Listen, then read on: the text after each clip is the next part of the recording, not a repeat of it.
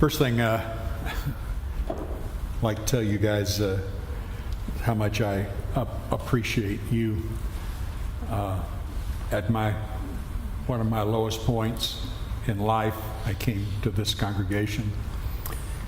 I had actually prayed to God that He would give me an opportunity to work with a church that was ready to go, that was equipped, that was in love with God, and we could just enjoy together serving God. And I was amazed that He answered that prayer in you. And I'm still living in the lap of spiritual luxury being around you.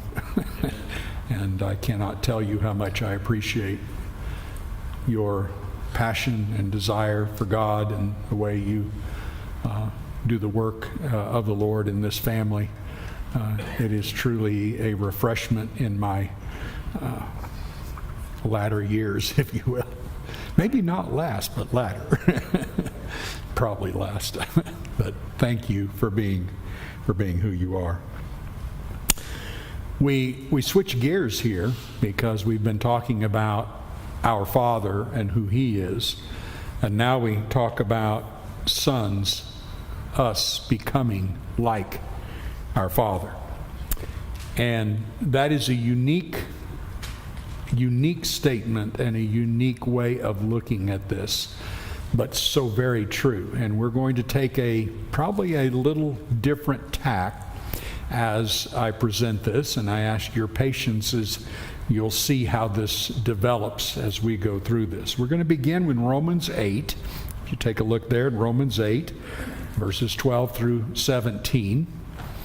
And I want you to think about, first off, just the way Paul puts out this text, and Bentley is going to read that for us now. So then, brothers, we are debtors, not to the flesh, to live according to the flesh. For if you live according to the flesh, you will die. But if the Spirit you put to death, the deeds of the body will live. For all who are led by the Spirit of God are sons of God. For you did not receive the spirit of slavery to fall back into fear, but you have received the Spirit of adoption as sons, by whom we cry, Abba, Father. And the Spirit Himself bears witness with our spirit that we are children of God. And if children, then heirs of God, and fellow heirs with Christ, provides we suffer with Him in order that we may also be glorified. Very good. Thank you, Bentley. Obviously, this presents a family relationship.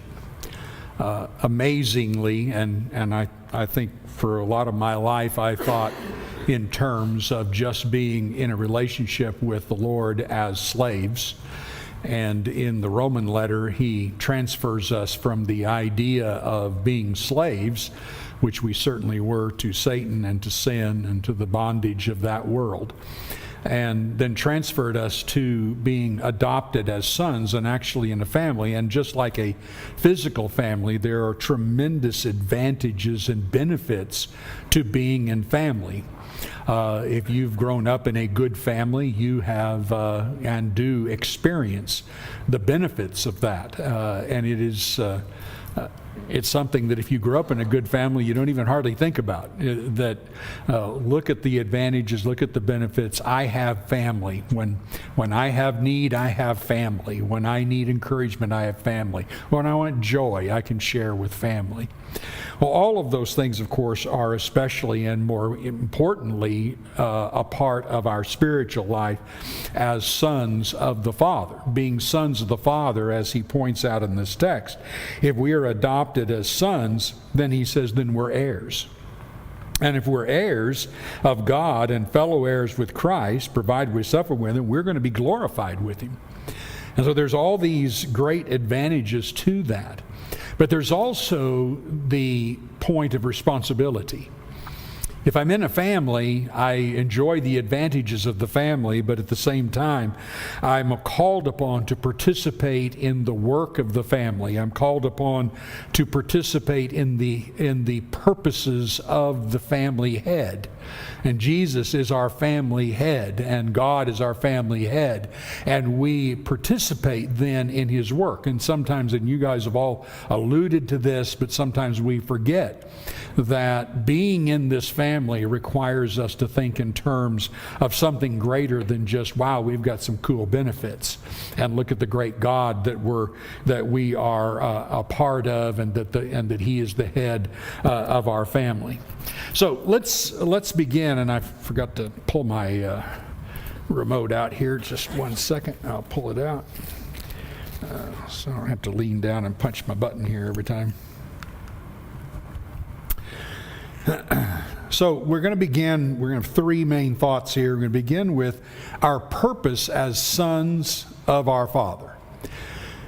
Extremely important to think about it as our purpose. If we're going to become sons of our Father and become like him, we have to know what God's intention is. What is the purposes of God, so that we have a goal. We have something that we can look at and pursue that particular goal.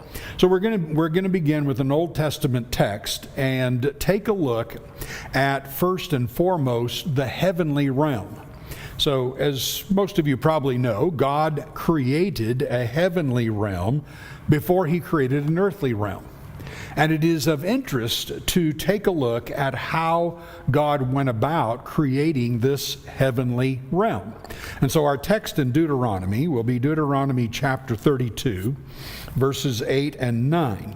Now, this is the Song of Moses that he is to teach the children of Israel as they prepare to embark across the river Jordan and embark upon the conquering of the nation of Canaan and the Canaanites. And in this song, he begins in the beginning and extols the greatness of what God has done, and toward the end warns Israel about how they will depart from God. As Shane Scott, I always loved his analogy of this, or his exposition of this. He said, here is Israel's national anthem, "We Will Fail."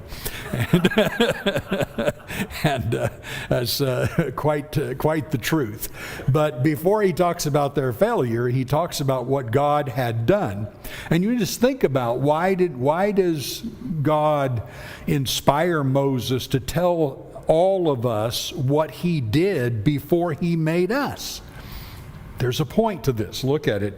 Deuteronomy 32 and verse 8. When the Most High gave to the nations their inheritance, when he divided mankind, he fixed the borders of the peoples according to the number of the sons of God.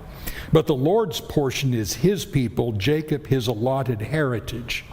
Now, the first thing we see here is that there is a comparison between verse 8 and verse 9, or a contrast even between verse 8 and 9. As God then went about making the nations and giving them their inheritance, he divided mankind and fixed their borders according to the number of the sons of God. Now, notice the referring to them as the sons of God. And he divides it that way, and then he turns around and says, I gave the nations and divided them and made their boundaries according to the number of the sons of God. But Israel I took out as my portion. And of course, God uses Israel as his portion, his special possession, as he speaks about in Exodus chapter 19, how they'll be his special possession, and that their purpose is going to be to spread the image of God throughout the world, and that they are going to be, of course, his people that will bring about the Messiah and then the spiritual people. They never became what God told them to be. It actually has happened in true Israel in us. But you see this little division. Now, at first when you read that, and you go, I'm not sure what to make of that. He divided the nations and the boundaries of the people according to the sons of God.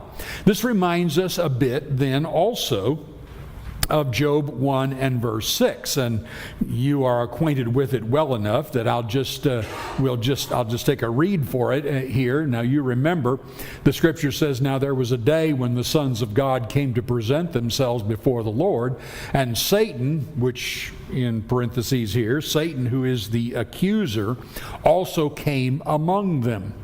So here is a gathering of all the sons of God, and we would see them now more plainly as angels and these spirit beings. Maybe we're being too direct and just calling them all angels. Maybe there's angels and other spiritual beings, as we sometimes see in those throne scenes. But at any rate, this is somewhat of a council, if you will, where God has called all of his angels. He's given them responsibilities. He calls them to himself in order to get a report from them. And Satan is in the midst. He comes too. I used to think that Satan just showed up because he's a big bad guy and he's so arrogant that he just drops in. I'm not so sure of that anymore, because I see other pictures, and we don't have time to talk about other pictures in the Bible. Sometime I'm working on a few lessons on this, but we see other pictures in the Bible where when God calls angels together, there's bad guys and good guys that are in that midst, and that he's calling them on a report to them. As a matter of fact, you add to this, go over to Psalm 82. Psalm 82 is one of the best to give us some indication of what goes on in the spiritual realm. Of course, I'm mainly calling your attention to this phrase, sons of God. We, of course, later are called sons of God, but before God created the earthly realm, there were sons of God in the heavenly realm, and this is why we're looking at this. So Psalm 82, verse 1, God has taken his place in the divine council. In the midst of the gods, he holds judgment. So here we are in the midst. God is holding another divine council. We've seen messages like this time and again. We see it again in 1 Kings 22. There are simply examples of these kinds of councils in the heavenly places. So he calls this group of spiritual beings together, and in so doing, he rebukes them for their failure. Verse 2, "How long will you judge unjustly and show partiality to the wicked? Give justice to the weak and fatherless. Maintain the right of the afflicted and the destitute." Alan, go ahead and read verse 4 to the end of the chapter. "Rescue the weak and the needy. Deliver them from the hand of the wicked. They are neither knowledge nor understanding. They walk about in darkness. All the foundations of the earth are shaken. I said, you are God. You are God's sons of the Most High. All of them. Nevertheless, like men, you shall die, and fall like any prince. Arise, O God, judge the earth, for you shall inherit all the nations." All right. Jesus references that text in John chapter 10. We don't have time to read it because that's not our point in the class, but I want to just verify the purpose of this text. So Jesus references this in John 10:34 through 36, where he talks about and quotes verse 6. And his argument is, when the Jews wanted to stone him because he made himself equal with God, Jesus' argument is, if God called them gods to whom the word of God came, quote unquote, he called them gods to whom the word of God came, do you accuse me of blasphemy when I call myself the Son of God? The point being, the gods that the Lord had put in place over the nations to bring the knowledge of God to them failed their purpose in bringing that knowledge. Jesus had come and was not failing the purpose, and had therefore, according to his works, verified that he has a right to be called the Son of God. So he makes a comparison here. So I'm only pointing out this because Jesus puts his stamp of approval, so to speak, on this text and speaks of these same individuals. The point being here is that he is describing here a divine council where individuals who were spiritual beings called upon to give the word of God and bring spiritual message to the nations had failed. Now remember where you read this in other places? You read it in Daniel 10, don't you? Where the prince of the kingdom of Persia, an angel has come, and he says, it's taken me 3 weeks to get here because the prince of the kingdom of Persia withheld me. And now I'm giving you the message, and when I return, I've got to continue to battle with the prince of the kingdom of Persia. But after him, the prince of the kingdom of Greece comes, and I have to battle him. And he's stronger than me. And Michael the angel had to come and relieve me of him. All this. And we go, boom! My head's blowing open. What is going on here? What do we have? We have a heavenly realm that was in existence before God made an earthly realm, and he created in that heavenly realm sons of God. And when you realize that phrase and what that means, we see that he indicates they are image bearers for God. When God makes this heavenly realm, he creates a tremendous organization, if you will, a tremendous government with all levels and all spiritual beings. Revelation speaks of 10,000 times 10,000 angels and thousands upon thousands. Jesus says he can call 10,000 angels to come and relieve him. By the way, the highest number that you can render in the Greek was 10,000. They didn't have a number higher than that.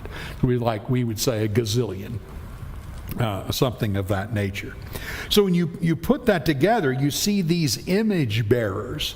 And the fact of the matter is, God did not operate as we often think that he does and would. He didn't just sit there on the throne and we have a gazillion angels just flying around and saying, holy, holy, holy, and all of this. And then when God wants something done, he just speaks and it happens, speaks and it happens, speaks and it happens. Instead, he has these emissaries. He has these individuals he's created who go out and do his will. Angels came and visit Abraham. Angels come and visit the father of Samson. You just see all of this throughout the Old Testament. And we're even told in the New Testament in Hebrews 1:14, they are sent forth to do service to those of us who are inheriting eternal salvation. So there's a massive complexity that goes on in this heavenly realm even before God creates the earthly realm. How we doing? Michael. So, Genesis 6, same kind of deal? Genesis 6, same thing. We're going to now talk a little bit, we're not going to talk about Genesis 6 specifically, but when the sons of God saw the daughters of men, and they come in, and they marry as many as they want, and the outcome of that is the Nephilim, the giants of the earth that went about and did more destruction on the earth than could be seen otherwise. So, we want to talk about why that happened and why some of these other things very, very briefly. But first and foremost, here's that heavenly realm. Now, let's transition for a moment then and compare our earthly creation. So when God then decides to create an earthly arena, not just a heavenly realm, but an earthly arena and an earthly realm, what is he actually doing? He's expanding his dwelling place.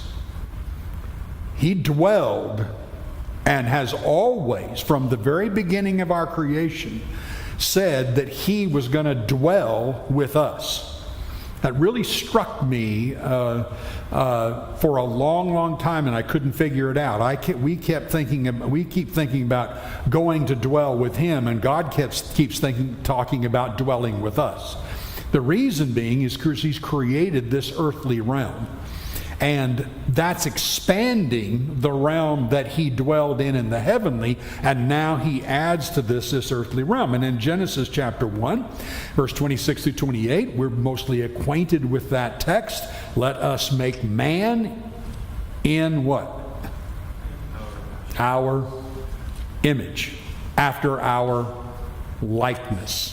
So he reproduces then another group of image bearers.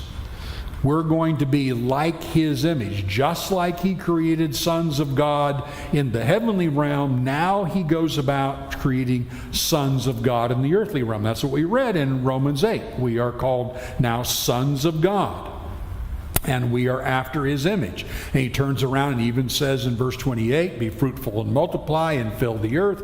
And everything in Scripture is about being us taking God's image and then turning and recreating that image in others, reflecting that image throughout the world so that the world is filled with his image bearers. And we could spend a long time on that one. Isaiah 55 and even 56 talks about God making us, in the net version, monuments to him throughout the world. We become his monuments and all that. Now what you're seeing then is you're seeing a reflection of that heavenly realm. Sons of God in the heavenly realm, and then God creates a new group of sons of God here in this earthly realm. Now we fractured the image, but as Paul says in Romans 8, in Ephesians 4, he's recreated us back into his image and adopted us as sons so that we now, if we live through the Spirit, are now called sons of God as well. All right. Now let's take that to the next step and let's see our purpose. We've talked a little bit about their purpose in the heavenly places. Now let's talk about our purpose over in Hebrews chapter 2. Hebrews chapter 2. This text explodes my brain. I still read it and cannot grasp all that the Lord is saying here. So Hebrews 2 and verse 5, he says, for it was not to angels that God subjected the world to come, of which we are speaking.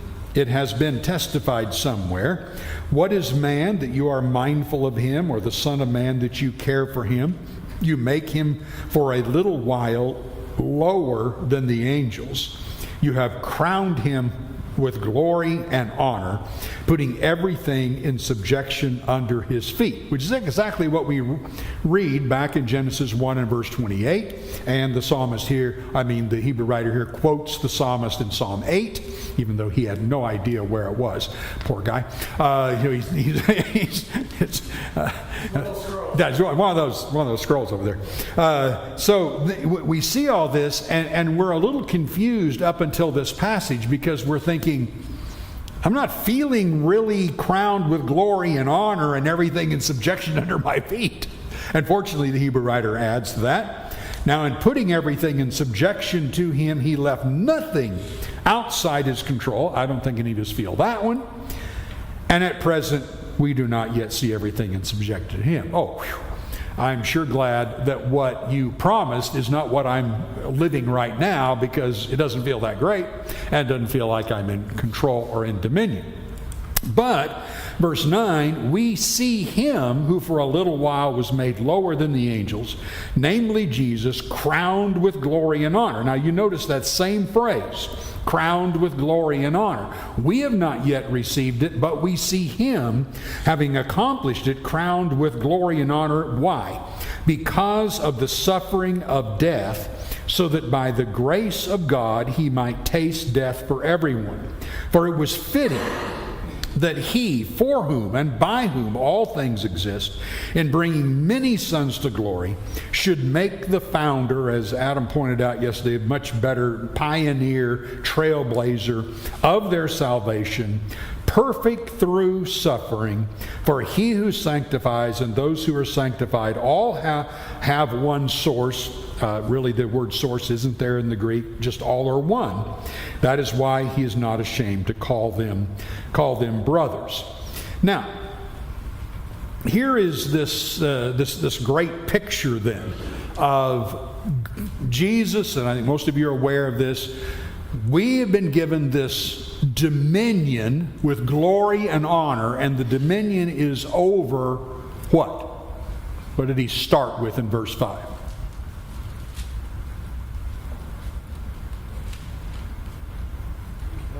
The world to come. Okay? It's kind of hard to imagine, isn't it? Wait a minute. You're doing what? He is giving us glory and honor and subjecting the world to come to us. And while that is really something we're not aware of how that all fits and works out, etc., that's his statement, and then goes on to say, we've not attained it yet, but we do see Jesus as a trailblazer leading us the way to bring us to that glory and that dominion over the world to come. And as he does, he's leading us through exactly the same suffering he went through. That's the path. We have to go through suffering because that's the way he did.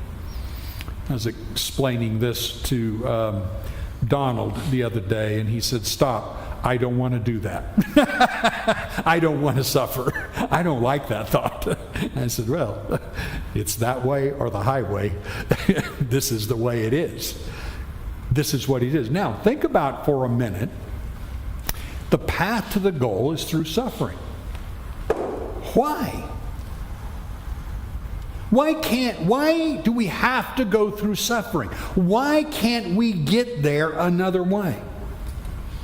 Well, first you might say, well, it's because that's the way Jesus took. Well, why is that the way Jesus took? Why did he go that way? Why don't you take us around the suffering? Why don't you go around the thorns and the bushes and just take us around and we can skip that part and all that? Well, the reason is war broke out in heaven. That's the reason. Satan determined to destroy God's creation. Now, just ask yourself this question. It's a question I had never thought of before until it was brought up to me recently. Why in the world would Satan hate this creation? Why would Satan hate the realm God has made? He hates us. He hates what we're going to become. He hates what God has planned. He hates everything that God has done from the day God created the heavens and the earth and said, these people are going to rule the world to come. And Satan goes, oh, no, they're not. Now, we don't know a whole lot about this, but that seems fairly evident. And everything Satan has done is to try to destroy God's plan in expanding his dwelling place and uniting, remember Ephesians 1:10, uniting all things in heaven and all things on earth, and bringing heaven and earth into one. New heavens, new earth. Adam. Yeah, to make this even more confusing. Hebrews 1 and the beginning of chapter 2 talk about some of these things that are, again, you just get a glimpse, like, oh, well, angels, they delivered basically the Old Testament. I was like, I don't remember whether that happened exactly, but apparently it did. And then also we're told at the end of chapter 1 that angels' entire purpose is to minister to us. Then you go combine that with 1 Corinthians 6:3. We're judging angels. Yeah. Do you not know that we're to judge angels? No, I did not know. No, I didn't know that. Now that you told me, I still don't know it. And then he just moves on. Right. You're going to judge angels, How much more than matters pertain to this life? You're like, that's it. You're not going to say anything else. But we get these glimpses that it's funny, like, people talk about our guardian angels or these things that angels do and present them as powerful, and clearly, there are times in Scripture where we see that. But the number of times that we actually get a bare glimpse of the fact that angels' purpose is to care for God's creation, and that we will be part of ruling them or judging them or both. Exalted. I really wish I had more about it. Yeah, exalted, just as Jesus was. Glory and honor. Exalted above the angels. I'm working on some more of this from some other passages that will show this, which is not part of our thing, but I'll just throw it out for you to think about. How would Satan, as one, and this is shown in Isaiah 14 and Ezekiel 28 and stuff, how would Satan feel an individual who wanted preeminence in the heavenly realm, part of the divine council? How would he feel about a new creation exalted above him? Obviously, he doesn't feel well about it at all. And this is why the attack. But I've tried to answer why we become those who follow Jesus to glory and honor through suffering. Because if we don't go through suffering, we cannot be the image bearers he needs us to be. And we have to conquer, with Jesus, obviously, Jesus leading the way, conquering the evil that is trying to destroy God's new creation. And we're the key to that. Conquer. Remember Ephesians 3, 10, 11? God's eternal purpose is for us to show God's manifold wisdom to the rulers and authorities in heavenly places. So you have that little glimpse, as Adam's saying, you just little snapshots that way. So bottom line is, Jesus then leads us through suffering to glory and honor and dominion. And because of that, verse 11 says, he's not ashamed to call us brothers. We stand side by side with him, willing to do and suffer what he suffered in order to win the victory. So summarizing, we're called brothers because we are willing to take the same route he takes. We're called sons of God in regard to our position as image bearers for God, reflecting God through the world. And this is bringing about God's new perfect creation in which everything will go into subjection. All enemies will put under Jesus' feet. But we're part of that battle, and we battle with him through this period of suffering. So bringing this all in that regard, we then as brothers are sharing with him in suffering and then able to bear fruit for God and glorify our Father.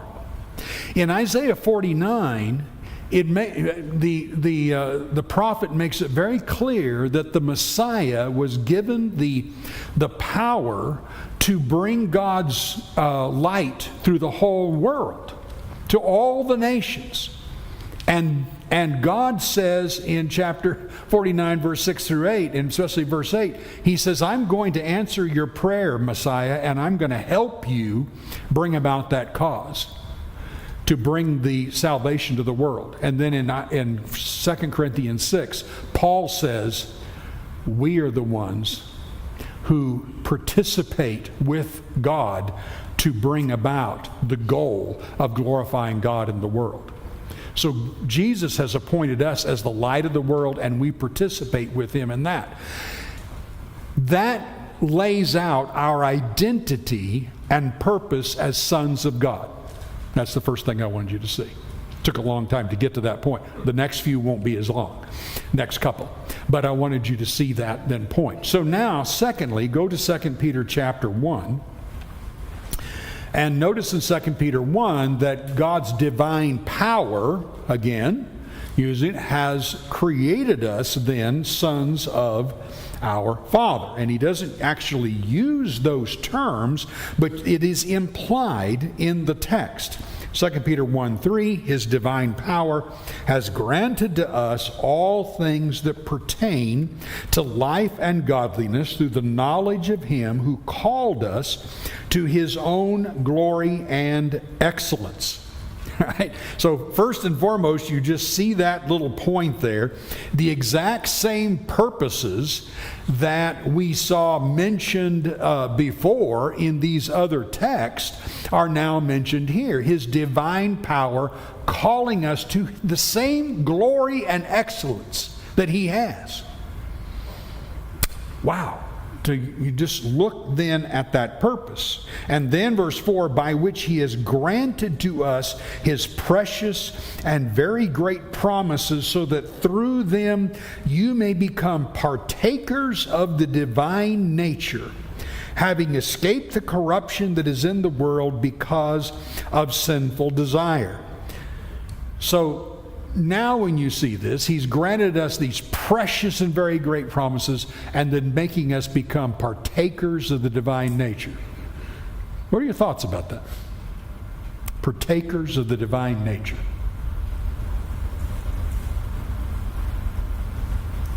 We all just thought of ourselves as plain old flesh and blood, dirtbag human beings that constantly fail. And he says, no. I'm going to crown you with glory and honor, and I'm going to create you like me so that you are a partaker of the divine nature. As one man put it, it is the most glorious pursuit that could ever be entered into by any human being. You can look at all the pursuits of mankind, and I can tell you, the more I have contemplated this and read passages like this, the more unimpressed I am with great athletes. Heroes, look at what they could attain. Look at what they can do. Oh, it's cool. I like it. Yes. But we have a pursuit that goes so far beyond that. As Apostle Paul said to Timothy, bodily exercise profits a little, but godliness profits to all things. Brother Haley used to say, folks, I always wanted to get that little. He talked about bodily exercise. I wanted to get that little. He was an exerciser. But when you see this, what a pursuit. Sons of God pursuing the picture of the divine nature. Now, what did you read in Psalm 82? God gathered the divine counsel. Look at what he's doing. He's appointing us to something he never appointed angels even to. Something that is much greater, to expand his dwelling. And we are a part of walking side by side with him as brothers to accomplish it, and living as sons so that we exemplify it in the world. It's incredible. This should also cause us to think more carefully about the reason God birthed us again. We are reborn. We are born from above, as the Greek would better define this. Born again, but born from above, from a spiritual realm. And because of that, we no longer need to be thinking about, well, we just want to become better men. I want to be the dad of the year. You know, I've been given so many coffee cups that say best dad that I've had to start discarding them, you know. They're a dime a dozen. And I know and especially because I look at it and go, I'm not the best dad. I feel so inadequate, it's ridiculous. But it's more than becoming just a better person.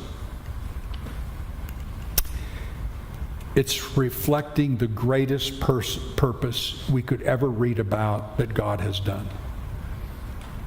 How in the world can he take us? But this is what he's crushing Satan with. He's taking us and saying, watch this. I'm going to reform them. I'm going to restore them. I'm going to recreate them according to my divine nature, and it's going to prove to you, Satan, and all of your angels, that you are wrong. I am worthy because of I laid my life down for them. And that's who I really am. What an amazing picture. And please just for a moment consider the contrast to being a partaker of the divine nature in chapter 2 and verse 12 when he talks about those who were in the midst of their congregations. And he speaks of them as these like irrational animals, creatures of instinct, born to be caught and destroyed, in this case destroyed by God, blaspheming about matters of which they are ignorant, will also be destroyed in their destruction. Irrational animals, creatures of instinct. King James Version calls them brute beasts. Boy, starting to see some of that. Saw it in history, seeing it again in our day, just animalistic, going by every instinct. Down in verse 15, he speaks of them as forsaking the right way, have gone astray. They followed the way of Balaam, the son of Beor, who loved gain from wrongdoing, but was rebuked by his own transgression. A speechless donkey spoke with a human voice and restrained the prophet's madness. Not as smart as a dumb donkey is basically what the Lord is saying. There's the contrast to the divine nature.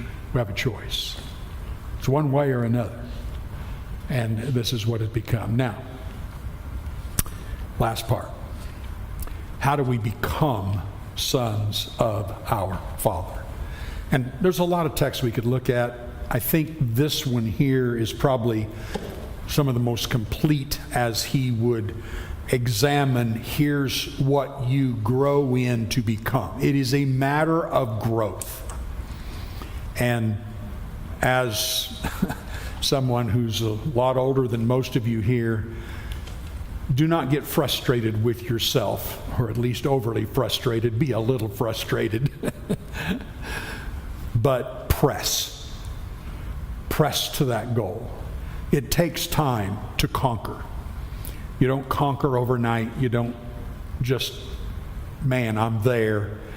There needs to be always, and especially as we get older, there needs to be a frustration that says, I need to press harder. My time is shorter. I need to push myself harder. My time is shorter. I may not have the strength that I used to have, but I have the focus that I didn't have.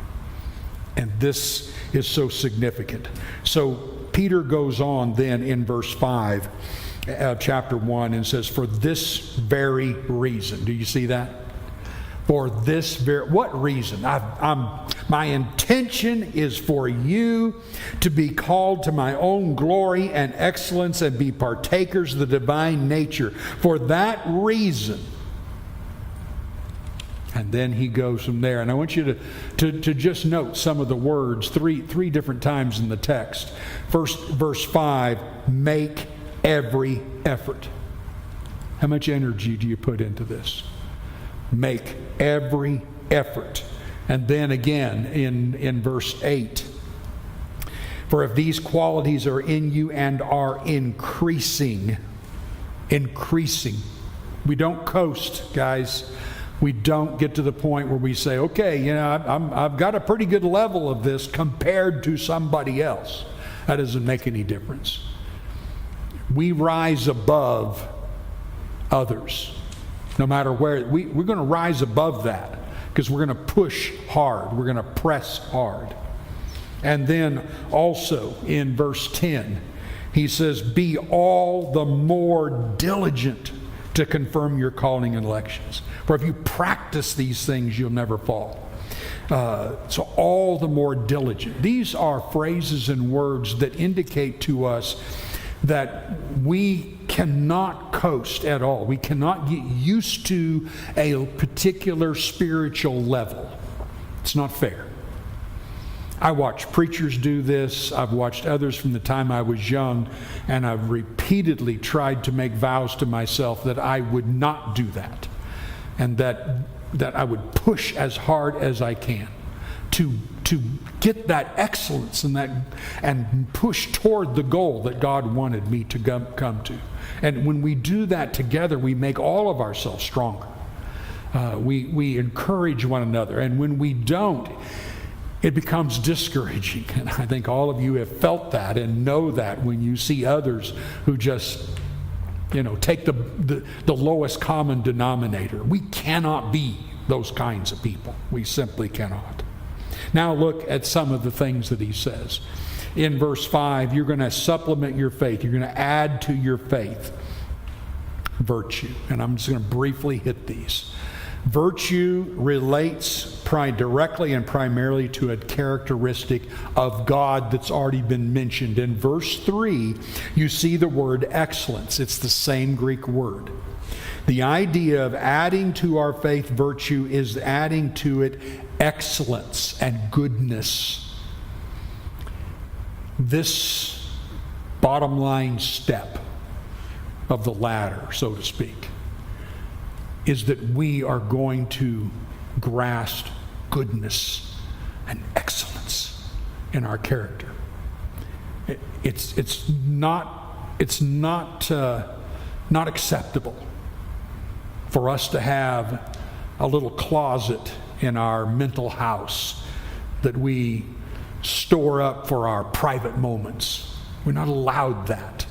We live for goodness and excellence, just as God is excellent.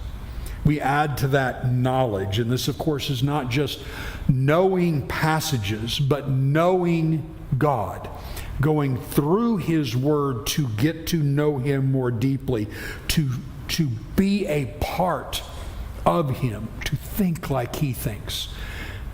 Beautifully, Evan talking about the prodigal son, and every time we read, as we were reading that, I'm crying because when he asked the question, "What did you see here?" and all I could see is me. All I could see is God running for me when I needed to turn. And when you see that, you have to draw to Him. He is everything, and that's what your knowledge has to be. And I get really visibly disappointed and upset when I see so many in so many places that are just not led to that. We're gonna study this issue and that issue and this issue and that issue. We're gonna find out why we're better than that Jew, that group. Stop it. Draw near to God, and you'll know it all. You'll know everything you need to know, and you'll be on top of the world. Stand in His presence, and you will realize even more your own need for Him, and you will draw even more to Him. Give everything you have. And that's knowledge. And then he said, as to that, self-control. Foundational quality of those who are mature. No one is mature without self-control. It's the first thing you teach your children. The ability to control their emotions and their passions and their desires.